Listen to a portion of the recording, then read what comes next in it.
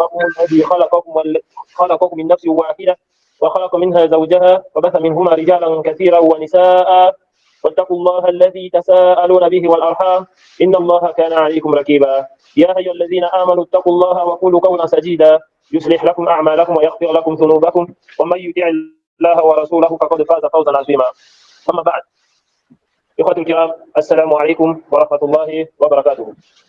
Alhamdulillah, Allah subhanahu wa ta'ala nous a réunis aujourd'hui un autre vendredi. Comme le prophète Mohammed sallallahu alayhi wa sallam a dit, le meilleur de vos jours est le jour du vendredi. Et le meilleur des jours sur lequel le soleil s'est laissé lever, c'est le jour du vendredi. Non.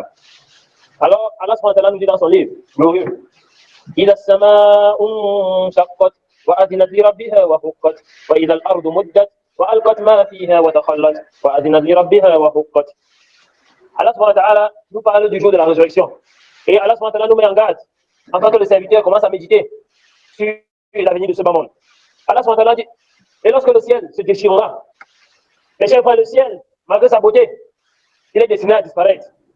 Allah subhanahu wa ta'ala dit, et lorsque le ciel va se déchirer, et qu'il fera ce qu'il doit faire en obéissant à son Seigneur, et que la terre sera nivelée, et qu'elle fera sortir ce qui est en son sein, les morts, et se videra.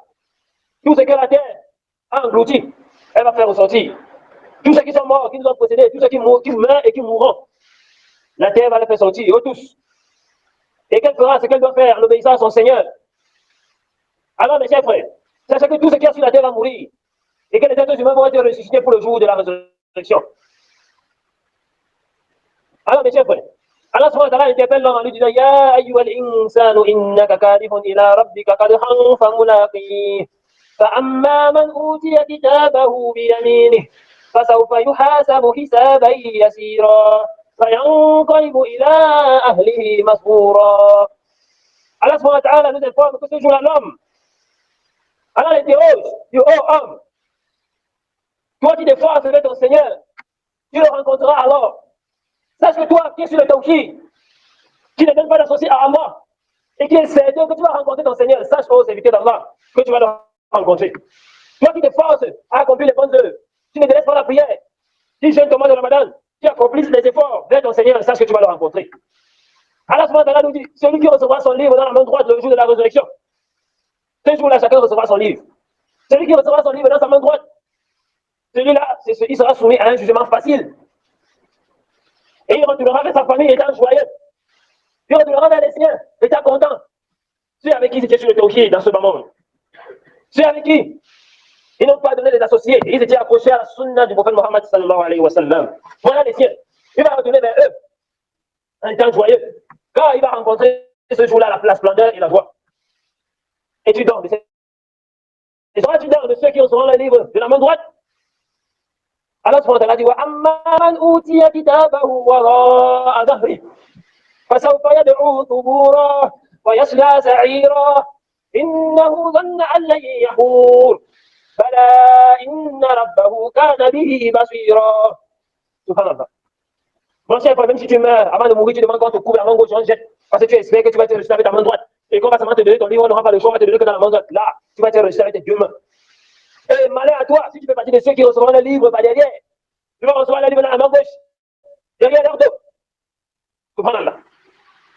Allah subhanahu wa ta'ala dit quant à celui qui recevra son livre derrière son dos, celui-là invoquera la malédiction d'Allah sur lui. Car à ce jour-là, il saura que son jugement va être difficile. Tout ce qu'il a fait dans ce moment va être comme des shirk dans lequel tu es tombé. Qu'est-ce que tu vas rencontrer ce jour-là, les ténèbres? Tu vas rencontrer ce jour-là un jugement difficile. Tout ce que tu as fait dans ce monde sera exposé. Rien ne sera caché. Car dans ce moment, il pensait que non, on ne va jamais être ressuscité. Hein? Il pensait que non, tout ce qu'il fait là, khalas, le paradis et l'enfer, c'est dans ce dunya. De toute façon, quand on est mort. Hein? Il était musulman que dans le but d'acquérir les biens de ce monde. Il pensait que non, son Seigneur ne le voyait pas. Kalla. Ça c'est faux. Allah subhanahu wa ta'ala dit inna rabbahu kana bihi basira. C'est que son Seigneur était sur lui parfaitement clairvoyant. Si les êtres humains n'étant pas loupés, hein, lorsque tu faisais tes mauvaises actions, ton shirk, hein, ton hypocrisie, hein, tu faisais semblant d'être musulman, les êtres humains t'ont loupé dans cela. Sache qu'Allah, lui, ne t'a pas loupé. Tu affichais l'islam, tu faisais croire que non, tu es musulman. Tu es à la mosquée tous les jours. Masha'Allah, tu pries pour que les gens te voient. Mais tu étais là pour espionner les musulmans. Tu étais là pour abuser les musulmans. Tu pensais que personne ne te voyait parce qu'Allah te voyait. Et Allah dit qu'il va te brûler dans l'enfer. Hein? Il va te brûler dans l'enfer. سيصلى سعيرا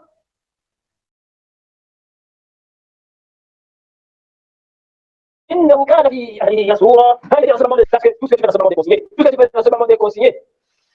Rendre des comptes. Tu vas rendre des comptes. Et Allah subhanahu wa ta'ala dit فلا أقسم بالشفق والليل وما وسق والقمر إذ لتركبن jure par le crépuscule, le coucher du soleil, lorsque vous voyez le soleil se coucher. C'est un moment important, c'est le moment où la prière de Maghrib entre, où le serviteur doit accomplir la prière de Maghrib. Et c'est un moment aussi important, quand lorsque le soleil se couche, le serviteur doit fermer les portes de sa maison, retenir les enfants, car c'est le moment durant lequel les djinns, les shayatines parmi les djinns sont relâchés sur terre. Allah montre l'importance de ce moment-là. Et il jure pas la nuit, lorsqu'elle couvre tout. Car c'est durant la nuit que le serviteur a l'occasion de faire les œuvres cachées, où il a l'occasion de se rapprocher de son Seigneur par des actes surérogatoires. Et c'est durant cette nuit qu'il y a la prière la plus difficile pour les hypocrites. Parce que personne ne les voit en ce moment-là. La prière d'Isha. Mais aujourd'hui, il y a les lampadaires, aujourd'hui, les ampoules, on les voit. À l'époque du prophète Mohammed sallallahu alayhi wa sallam, c'était la prière, on l'accomplit, il fait noir, tu ne remarques pas facilement celui qui peut à côté de toi. C'était difficile pour eux parce que personne ne les voyait. Ils aiment prier, les gens les voient. Et Allah subhanahu dit, il dit, et par l'aube, lorsqu'elle exalte son souffle, lorsque le Fajr apparaît, c'est également un moment très important, le moment durant lequel le serviteur doit se lever pour accomplir la prière du Fajr. Et c'est une prière également difficile. Car le serviteur doit se détacher de son lit. Il doit se détacher de son épouse pour accomplir cette prière. Et ce n'est pas facile. Mais le serviteur doit se lever pour l'accomplir parce qu'il recherche la satisfaction de son Seigneur. Et à ce moment-là, il a juré également par le soleil. Et il a juré par la lune. Car ces deux astres sont les créatures d'Allah subhanahu wa ta'ala. Mais malheureusement, il y a des gens qui venaient à ces astres. Alors qu'Allah les a créés. Il a fait de la lune, du soleil, une lampe pour le jour afin de nous éclairer. Et il a fait de la lune un signe pour compter le temps. Qu'elle soit un repère pour nous pour compter le temps. Afin de fixer les différentes adorations. Mais Allah subhanahu wa ta'ala nous dit, vous allez certes passer par des étapes successives. Et certes, c'est ce que nous voyons. Nous n'étions rien. Et ensuite, Allah nous a créé d'une goutte de sperme. Et ensuite de cette goutte de sperme, il a créé une adhérence. Et ensuite de l'adhérence, il a créé un embryon. Et ensuite de l'embryon, il a revêtu les eaux de chair. Et il nous a créé, il nous a transformés en une toute autre création. Voilà donc Allah, le meilleur des créateurs. Allah nous a créés par phases successives. Et c'est comme ça qu'il nous a mis dans ce bas. On était tout enfant. Et on a grandi étape par étape. Et ensuite, nous mourrons. Et ensuite, au jour de la résurrection, nous allons être ressuscités. Nous allons... Alors, Allah subhanahu wa ta'ala nous a révélé le Coran afin de nous mettre en garde, car ce jour est inéluctable. Personne ne va échapper. فما لهم لا يؤمنون. Qu'ont-ils donc ne pas croire? وإذا قرئ عليهم القرآن لا يسجدون.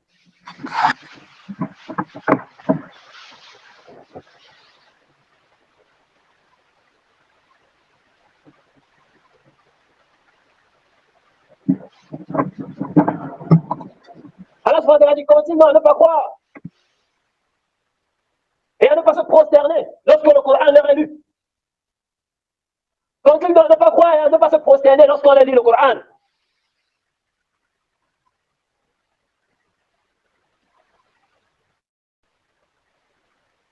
Mes chers frères, dans ce livre, il y a un rappel pour nous. Qu'Allah subhanahu wa ta'ala fasse en sorte que le Coran soit un rappel pour nous et pour nos cœurs. Et qu'il fasse que nous mettons en pratique ces prescriptions.